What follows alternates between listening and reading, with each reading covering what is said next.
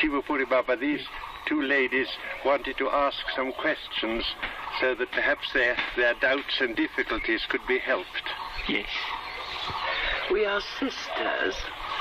This is my younger sister. I am the elder. Yes. We both feel we want to understand more about our duty towards life, what we are here for, and how we are to understand it in our present state. I can look back on a long life. I'm not a young woman, as you see. I've had many, many things happen to me. I have always questioned and wanted to understand the great mysteries of why I was here, and I have received much help from many teachers, Mr. Gurdjieff, Mr. Uspensky, and now Shivapuri Baba. But always I feel that my questions are not really answered. I do not really understand either my duty or what I should look forward to or what I should be doing. Now, so to say, there is smell in this flower. Can I explain that smell? Please.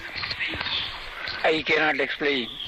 However I explain, you cannot know the smell. If I give this in your hand, if you smell it, you know what the smell of this is. Is it not so? Yes. In the same way, I can never answer your questions. Your questions will be answered only by God. See Him first. Every mystery is solved.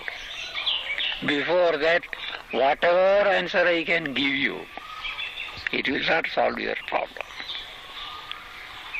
The first thing is reach God. By seeing God, everything is known. How can we do that? Think of God alone. Dismiss every other thought from your mind. You will see God. That is very difficult for us. It is difficult but not impossible. Yes. It is not impossible. It is difficult, I do know. But if you take so much difficult trouble in removing that difficulty, all the difficulties in life will go. In an operation, we feel a little bit more strained feeling. But as soon as the operation is over, all the pains are gone. Unless we see God, we cannot know anything. Before the sun comes, we can see nothing on the ground. When the sun comes, we see everything. So the presence of God. When we know God, we know everything. Before that, a simple explanation is no explanation. I can say this is sweet smelling. But how many flowers are there which have got sweet smelling? What is the nature of this smell?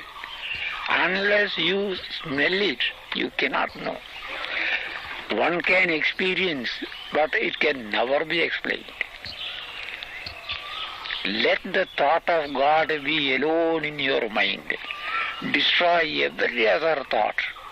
You will see God before you, and all your problems are solved. This is the first business. Now, unless you live a disciplined life, this meditation is not possible. There is this body. You should know the requirements of this body.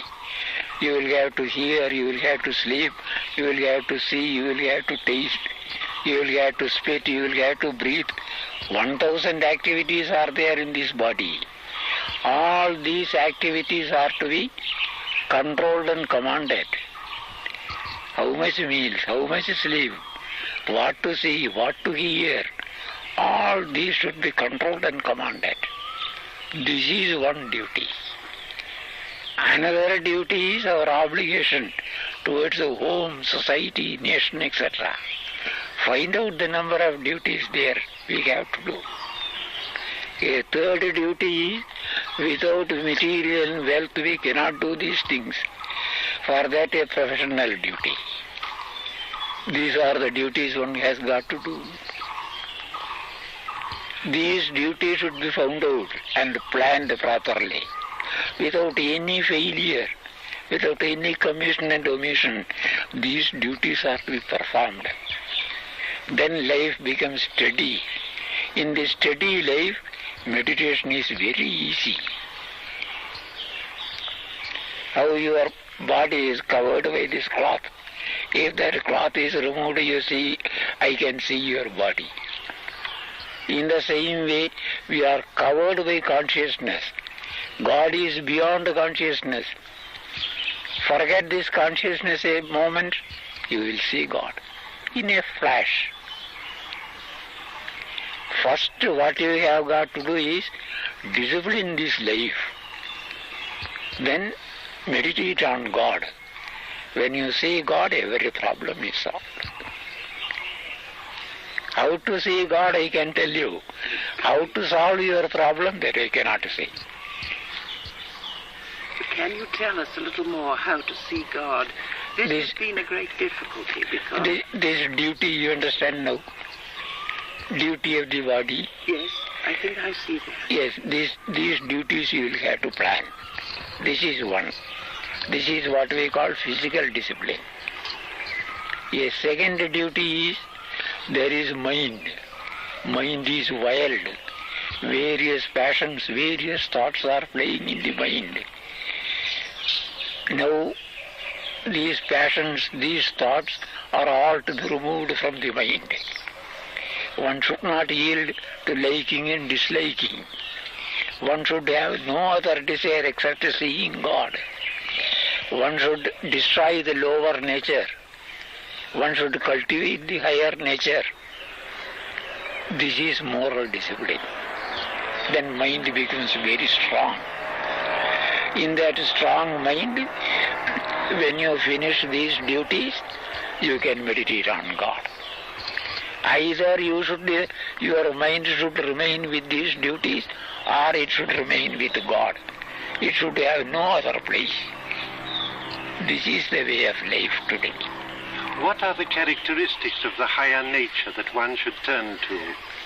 What is this life? What qualities for the higher nature? That the other day, yes. It is written to you. Yes. You will have to explain them. Huh? Yes. Many natures.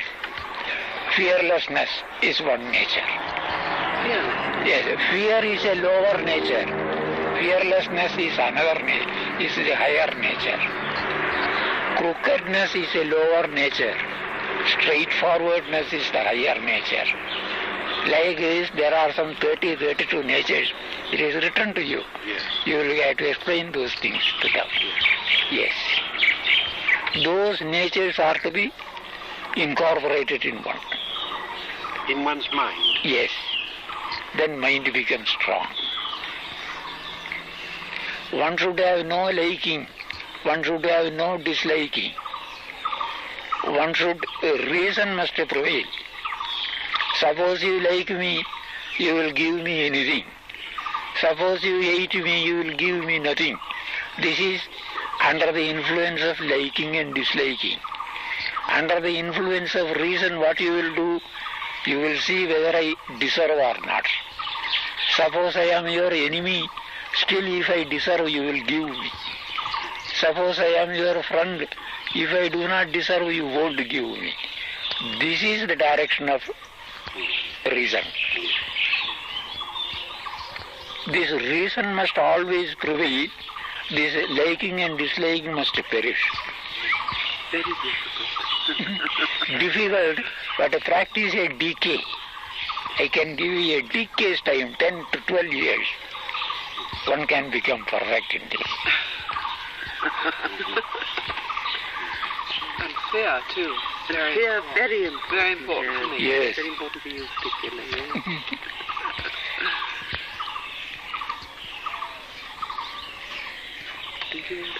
You know, many of these things, you will have to explain very clearly these things to them.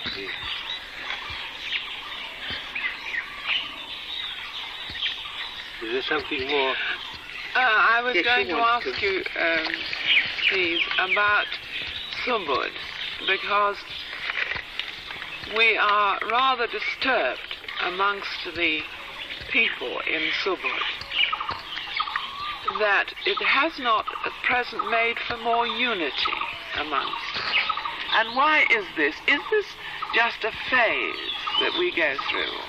Or is it something we can expect, perhaps? I could not understand well. No. You know that we are practicing this method of meditation which is called Subud, which is Latihan, which is simply emptying one's mind and turning only towards God. Yes. So it is a good practice, but at the same time we find that people who practice this, instead of developing the charities in the way that we would expect them to do, that by this they don't develop the charities, and people begin to be quarreling with each other or not understanding each other. And the question is it a different discipline to develop the charities from this practice of meditation? Is it necessary intentionally to practice the charities? Yes. They don't come by themselves. Unless it is owing to this no practice of moral discipline, these things happen. Yes, you see what he said. Yes. Because you try to do meditation without moral discipline. That is it. Practice moral discipline, then it is very easy, these charities, etc. Yes. Yes. But meditation is not... Before you study chemistry, you cannot study medicine. No. Before you study mathematics, you cannot study engineering. So before you practice this moral discipline, it is not possible to have this true meditation. Yes. Yes. Now I sit here. If this seat will go on vibrating, I cannot sit properly. Yes. It should be steady. Yes. Meditation is through mind. If mind is shaking, one cannot meditate properly. In a pool of water you look, your face is seen there. But throw a stone or something, when there are waves, your image is not found there. So, when there is disliking, anger, various other natures in the mind, meditation is not possible. But yet, we are told that by the practice of the meditation, by the practice of the Latihan, the mind will become steady automatically, because then it submits itself to the power of God, and the power of God will make the mind steady. That is a fancy saying. Yes. To a certain extent, of course, mind will become, but not practically. Yes. So in practice, the discipline is always necessary. Necessary. Yes. When there is no cause, you will be quiet. Yes. When some causes come, that quietness will break, you will come forward with your original nature. It is how it is, isn't Exactly it? what happens. Yes. Exactly. Yes. This is exactly what Yes. This is exactly what happens. Yes. When there will be no wind, the leaves will be steady. Yes. When there is a little bit of wind, they will begin to shake. Yes. So it is when anything will go against you or will come in favor of you, this quietness will break. Yes. Unless you have discipline. Yes. Unless those virtues are well practiced, Yes. this meditation will not give fruit. So that the mind must be made strong by our own intentional efforts. Yes. And then with that strong mind, then we can meditate, and in that, then it is not our effort anymore. This comes from God after. Yes, yes. Before, along with making the mind strong, body also should be made strong. Mm-hmm. Yes. If we eat more or less, health is gone. Mm-hmm. If we sleep more or less, health is gone. Mm-hmm. If we hear, see unwanted things, Yes. everywhere there is trouble. Yes. Various pictures will come into the mind. Yes. Remove every other subject. Such practices are essential in the beginning. Yes. Yes. Or simultaneously practice these three disciplines. You knew about the four charities, did you? Did you hear what Yes, this when is? you, Yes. I told them when I came back about these. Yes. These also should be They will practiced. help very much. Yes. Along with the pray also will help. Praying. Yes. According to our religion, do you mean? Yes.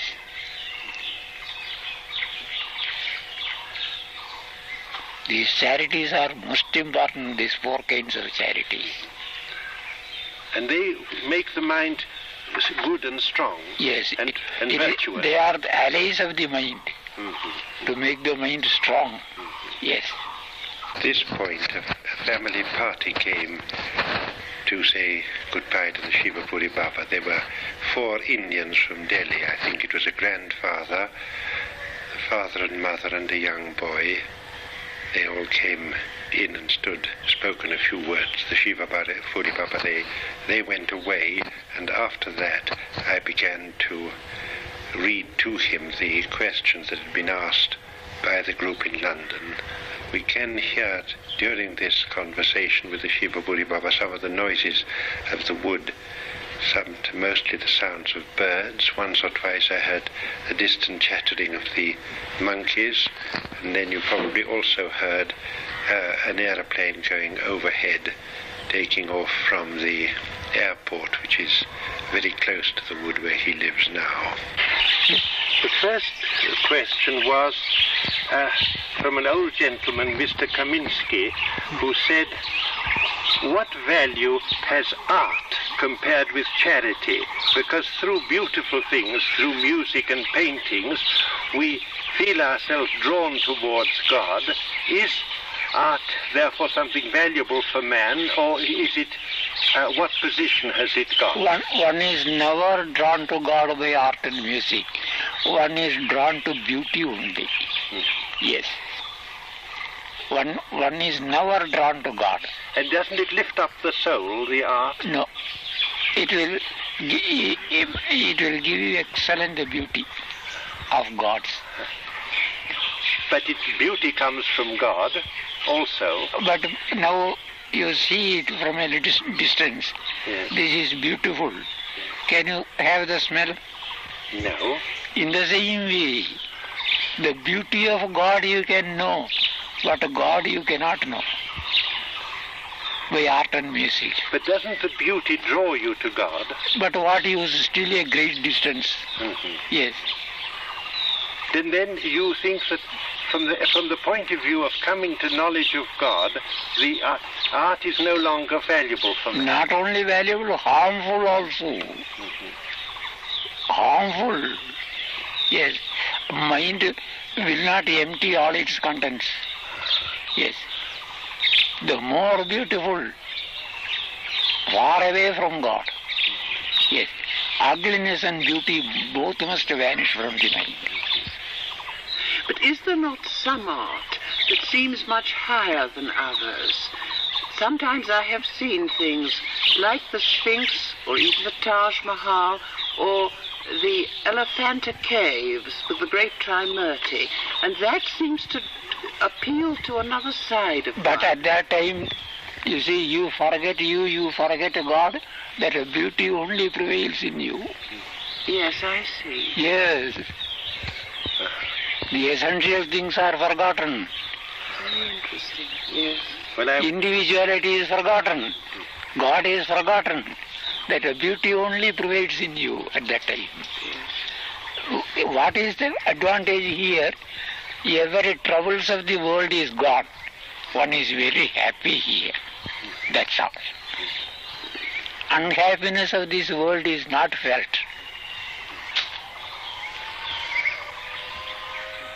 But sometimes with art one feels, because when it represents the unhappiness of the world, for example in some religious subject, this reminds one also of the sufferings of the world. No, only beauty. Actually analyze and see, only beauty prevails in the mind. That is important. The next question was from Miss Woodward. She said that her difficulty was to understand what is the right balance between concern for her own personal salvation, to come to for herself to the knowledge of God, and concern with the sufferings of the world and the difficulty and our duty of service in the world towards the general needs and feeling of compassion for mankind. What is the right balance between these? Let these things wait. First go to God. When one sees God, then one can take to these things. First enter the kingdom of God. Everything can be added towards that. For the present, one cannot help oneself. What help one can give to another? Yes, yes, very true. Yes. That is it. Yes. Suppose you want to do some help, still here there is in these duties there is a chance. Yes. Because one's obligatory duty towards home and society, etc., little bit one can give, according to one's capacity. And one should stay within the limits of that. Yes, that's all. If you want to do good for the whole humanity, be it till the knowledge and power comes. There's one other lady, Mrs. Furnace, whose husband died a little time ago, and they were very much united, and their love for each other was stronger, I think, they say, than anything else. Now that her husband has died, her mind is always unhappy, and she can't meditate and can't find peace. So she says, can one know in any way what happens after death so that one mind can have peace to meditate? That also, before seeing God, it is not possible. Yes. But if one hasn't got peace of mind, one can't meditate. But peace of mind is not there because the virtues are not there. Mm-hmm. Yes. When the virtues will come, there will be peace of mind. Therefore, it is by moral discipline that one comes yes. to peace of mind. From peace of mind, one comes to knowledge of God. Yes. And then these questions are answered. Yes. Yes, I understand.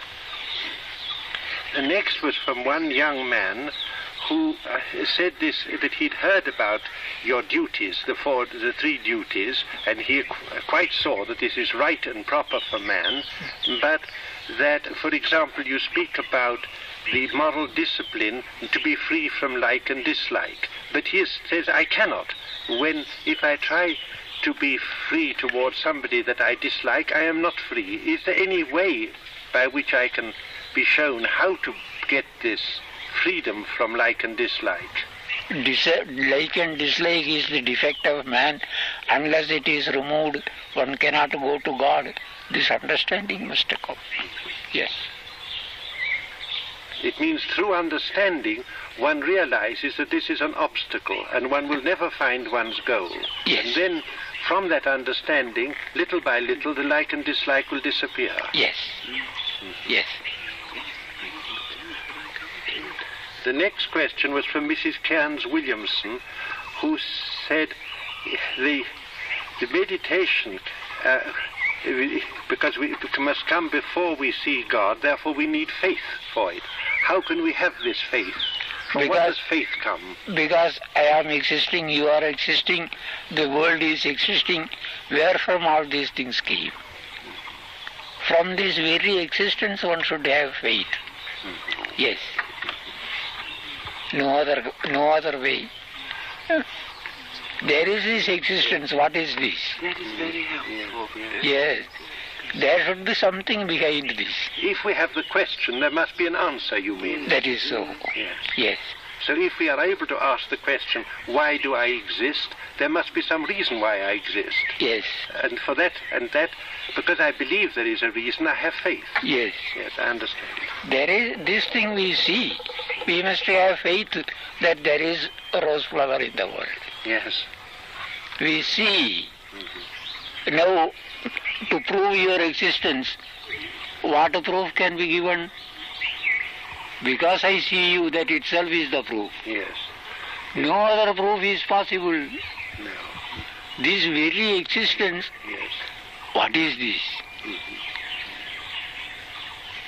There is a creator of all these things. Or there is a truth behind this existence. One should believe it. Yes. The next question was from a lady, Mrs. Davies, who is very good for charity, and she does very much to help people, and she prays very much, and she says that sometimes she prays for people who are in some trouble, or perhaps with her own trouble. Sometimes help comes, sometimes help doesn't come. If one sincerely asks for help, perhaps for some other person without any egoistic reason, and it doesn't come, is this because one didn't have enough faith, or that one asked from the wrong place in oneself, or perhaps did help come and we just were blind and couldn't see it? You see, because it is from wrong places, either wrong persons or wrong events. One of these will be the reason. Yes.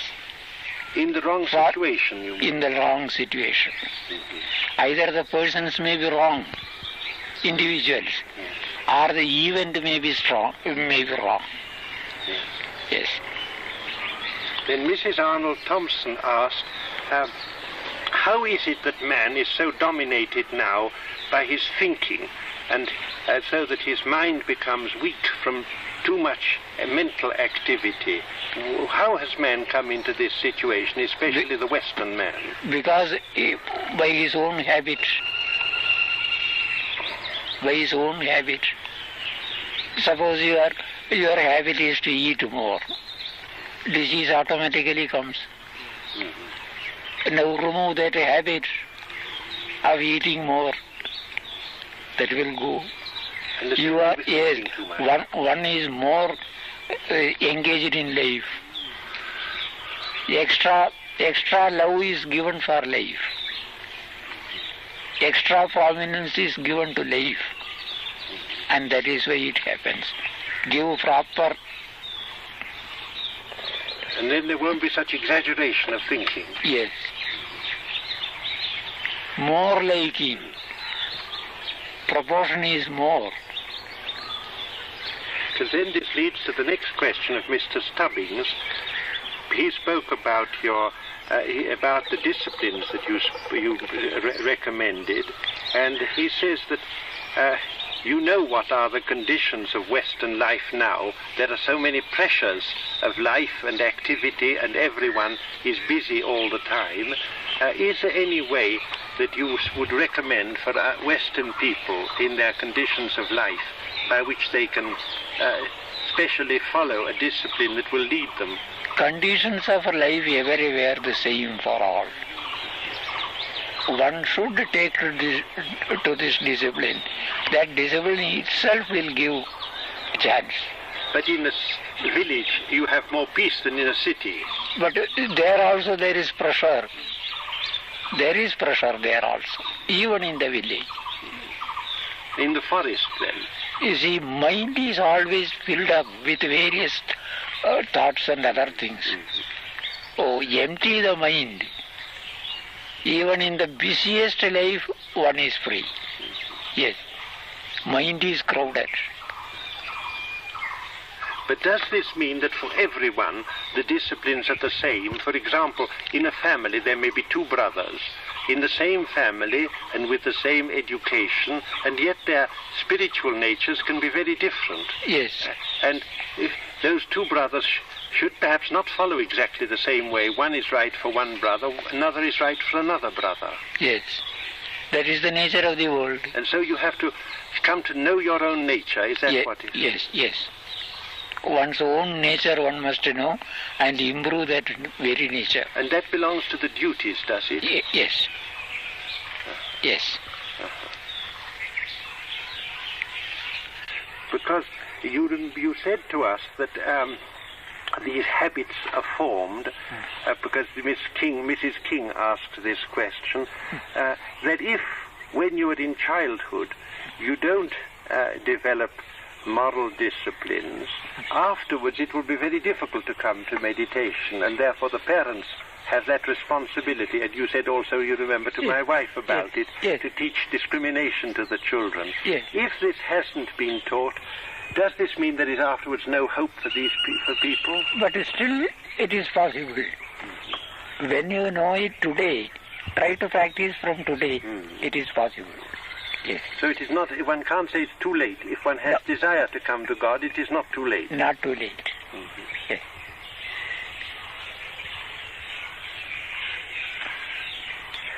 Then there are two other questions here, both from young men, one called Tony Hodgson, the other Tony Blake. They say the young people of the world are very much distressed about the future. They don't know what will be the future. For what have they got to prepare? Will the world be the same as it is now? Have we got to prepare for a world that will go on having more and more machinery, or will there come big changes in the world? Is there any way in which we should be preparing ourselves for the future? For the young people, they say. Prepare for today. That's all. Prepare for today. But is it the same preparation for whatever may be the future? But according to when the future comes, according to that we can adjust. We can adjust. The world will never be the same for today and tomorrow.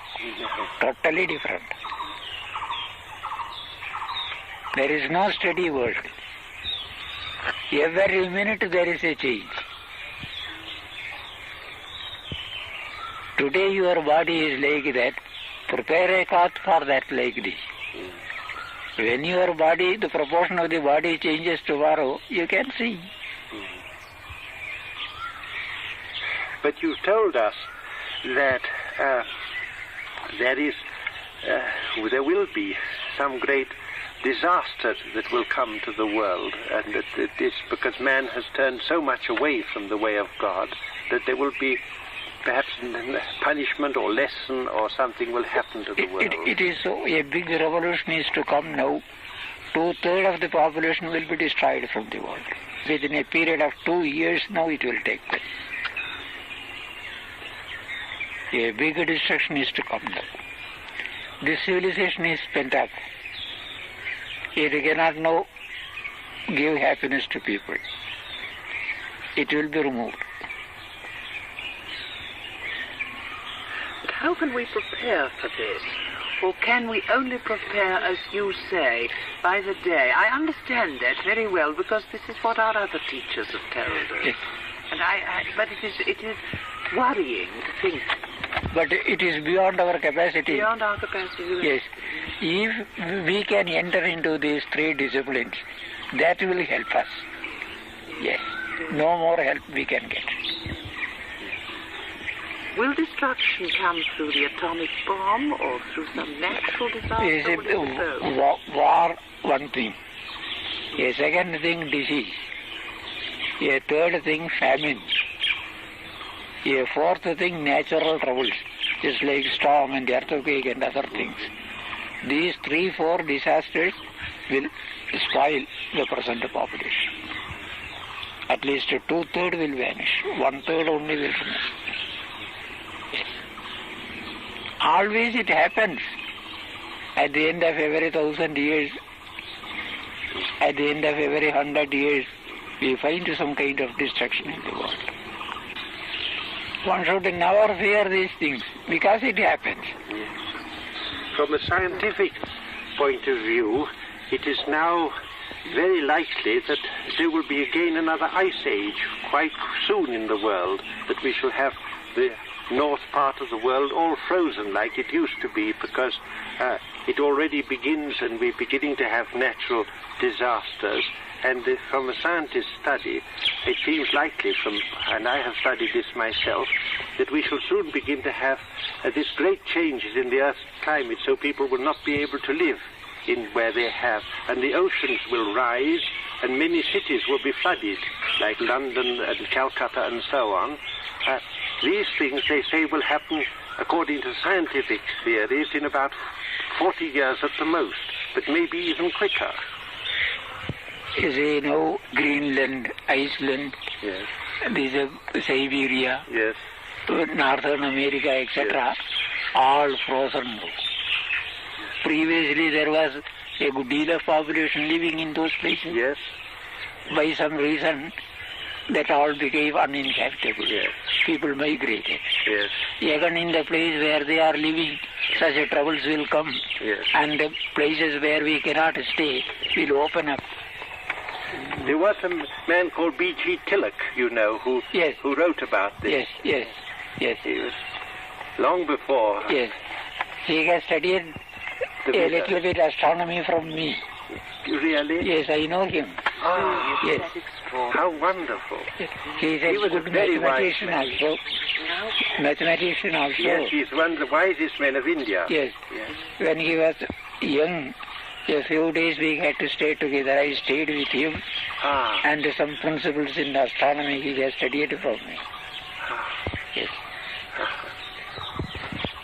But my late wife's father knew him. He was in Baroda. Oh. Yes. He said he was one of the best men. In fact, he thought he was the best man he ever saw. Yes. He is a very independent man, a very strong brain man. Yes.